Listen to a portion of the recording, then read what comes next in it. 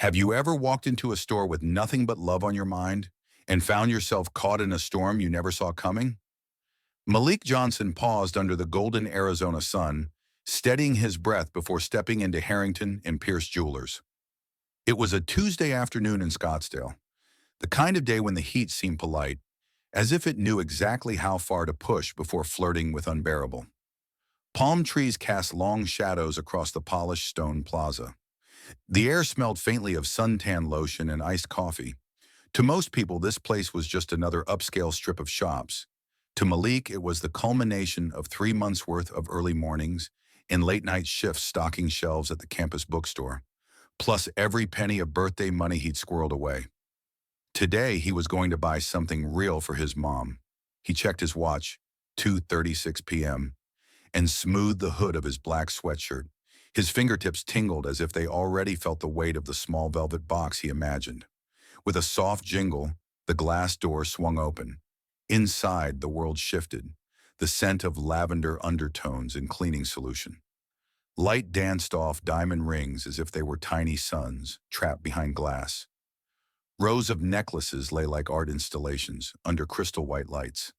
The air conditioning whispered above, making the world outside fade. A young man in a navy suit polished a display case with patient precision. He glanced up and offered a practiced smile. "Afternoon. Let me know if you need anything." "Just browsing, thanks," Malik said, forcing his voice to hold steady. He moved slowly, every step a careful negotiation, as though the polished floor might crack under the weight of someone who didn't belong. But he did belong here, at least today. He drifted toward a display of delicate chains. Some boasted emerald hearts, others glittered with cubic zirconia meant to masquerade as diamonds. Most were priced well beyond his budget, 3 paychecks stretched thin. Then he spotted it, a 14-karat gold key pendant, simple and elegant. It wasn't shouty or flashy. It was a promise, a symbol. He pictured his mother's smile when she unwrapped it. Simone Reed, 45, tough as old leather, brilliant. She didn't need trinkets to feel special, but maybe today she would. Just as he leaned closer to read the price tag, $429 before tax, the door behind him opened again.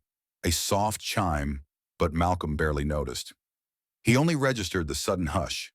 The lights seemed to dim, and the room felt a degree colder. Laura Whitmore stood near the entrance, her posture taut, her bobbed hair framing a face set in a scrutinizing mask. She tugged at her blouse as if adjusting notches of propriety. Her purse tightened at her side. She wasn't shopping, she was hunting. Malik thanked the associate, who unlocked the case and laid the necklace on a velvet pad. Everything was perfect. He raised his head, ready to ask how much of a deposit would hold it, when Laura's gaze iced over him. She took out her phone, thumb hovering over the screen. $429, Malik asked, forcing normalcy back into his voice. "That's right," the associate replied. "Would you like to hold it? A $50 deposit locks it for 24 hours. "Yeah," Malik said, relief mingling with pride. "That sounds good." His hand dipped into his wallet. At that moment, Laura stepped backward, one foot out the door. She exhaled into her phone. "Yes," she whispered. "There's a young man in a black hoodie. I think he's casing the place." Malik paid the deposit, smiled at the clerk, and turned toward the exit, only to hear a rumble outside. Glancing through the glass, he saw 2 police cruisers ease to a stop by the curb, lights off but authority loud enough. Before he could even think, 2 uniformed officers crossed the threshold. Their eyes swept the showroom, then fixed on Malik. One was tall with a nameplate reading Davis. The other, a woman with her hair pulled back. "Bennett." "Sir?" Officer Davis said gently. "Can you step aside for a moment?" Malik froze, heart pounding in his throat. He glanced down at the velvet pouch in his hand, the deposit receipt peeking out like a surrender flag. "Me?" he croaked. Officer Bennett clicked open a notebook. "We got a call about suspicious behavior. You okay to answer a few questions?" He swallowed. "Yeah." "Name?" Davis prompted. "Malik.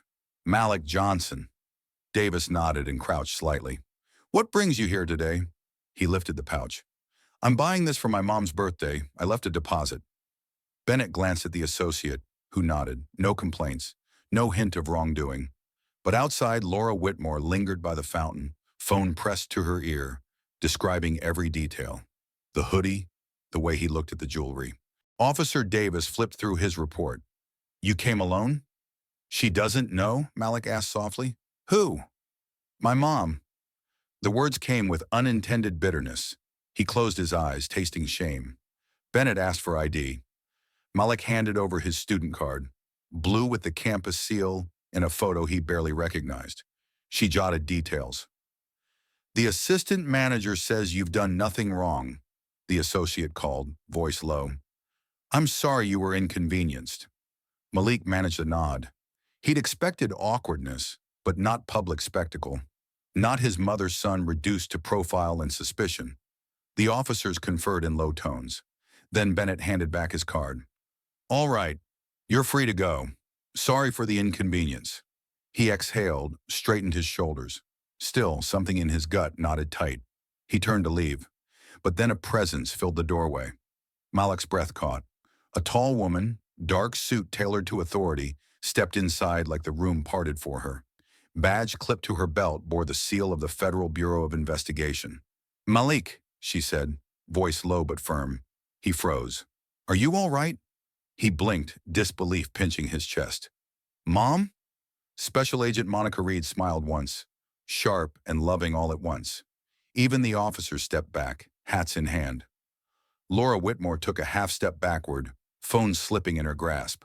Mom's calm radiated power. What happened? She asked Davis. He opened his mouth, then closed it. Someone called and said I was casing a jewelry store? Malik whispered, more to himself than to her. She turned to Laura. Were you the one who called? Laura's face drained color. I thought he was... I didn't see a transaction. He looked nervous. He was buying a gift for his mother, Monica said. You assumed his intentions before you knew his story. Laura's voice wavered. I'm sorry.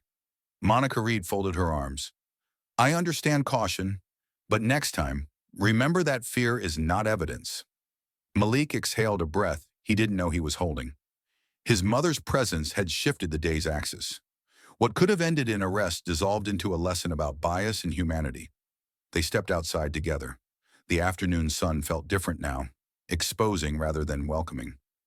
Malik's fingers curled around the velvet pouch. Can we go back inside, he asked. Monica raised an eyebrow. To finish the purchase? Full price, he said with quiet determination. I want them to see me do what I set out to do. She smiled, pride shining in her eyes. Let's go. They re-entered Harrington and Pierce. Heads turned. Laura Whitmore shrank toward the back display, guilt written on every line of her posture. The officers watched from the doorway, hats off. Malik strode to the counter, confidence in every step. He placed the deposit receipt on the glass and pulled out his wallet. The chime rang, the same soft jingle that had marked his arrival. $429? The clerk asked quietly. Yes, Malik said, plus tax. As the transaction completed, Monica watched Laura. The older woman's shoulders sagged, tears gathering.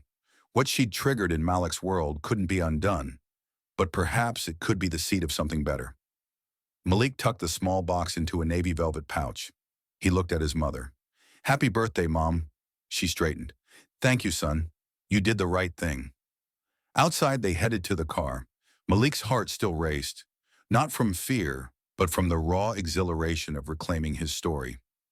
As they drove away, he stared out the window at the store's facade, understanding at last that sometimes the hardest battles aren't fought with words or weapons, but with simple acts of courage and the unwavering support of those who love you most.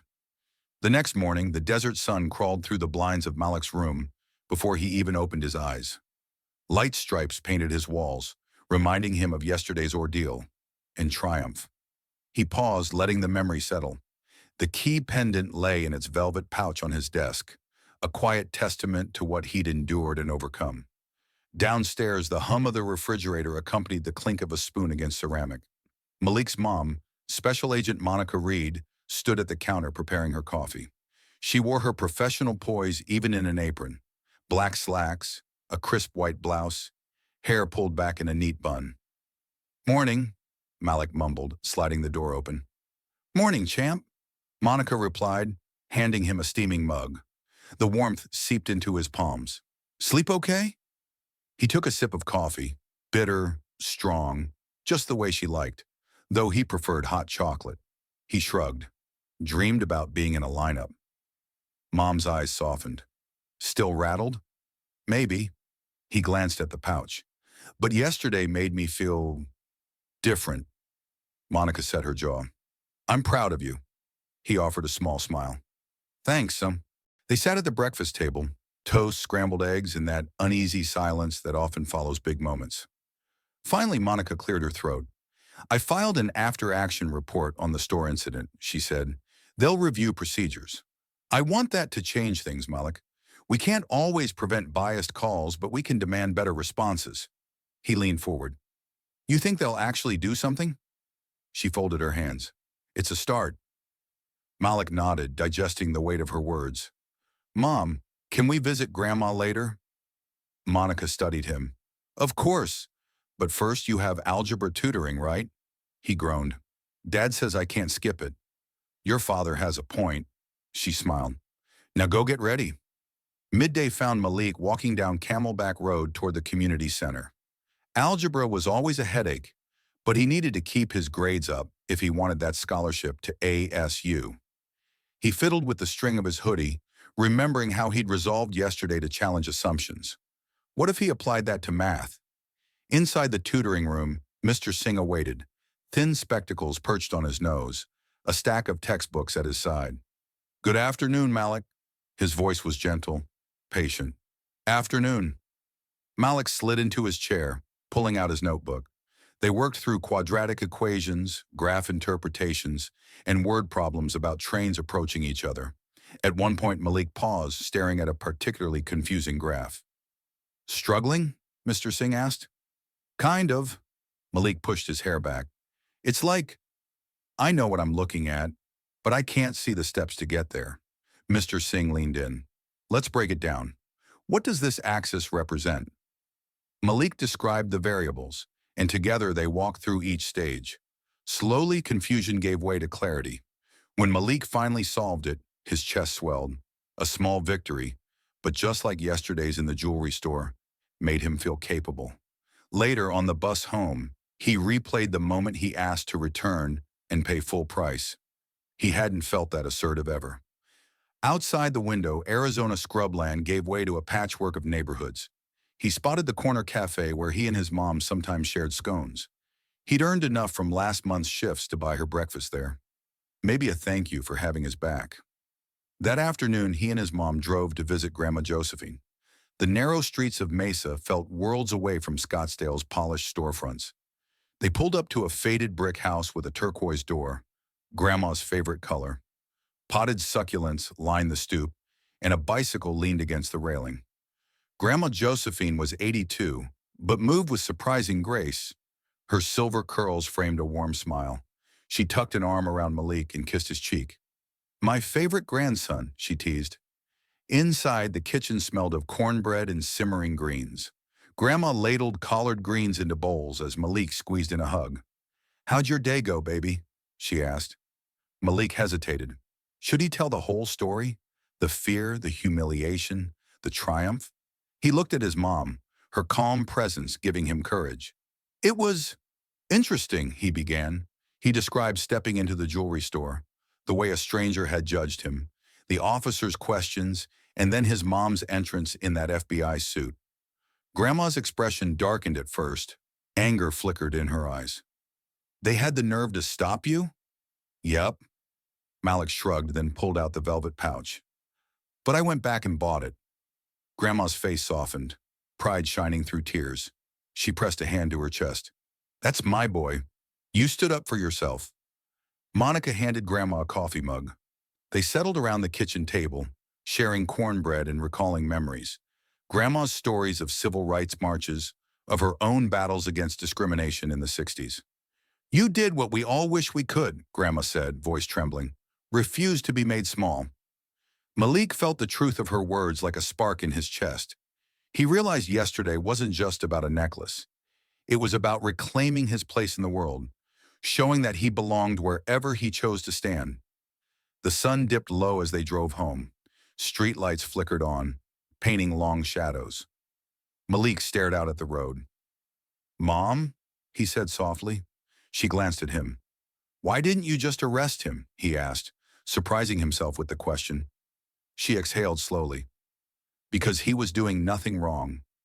I could have, but I didn't. Pride isn't justice, and I'm here to uphold justice." He nodded thoughtfully. "You could have scared her into apologizing." Monica shook her head. "Fear doesn't teach lessons. Accountability does.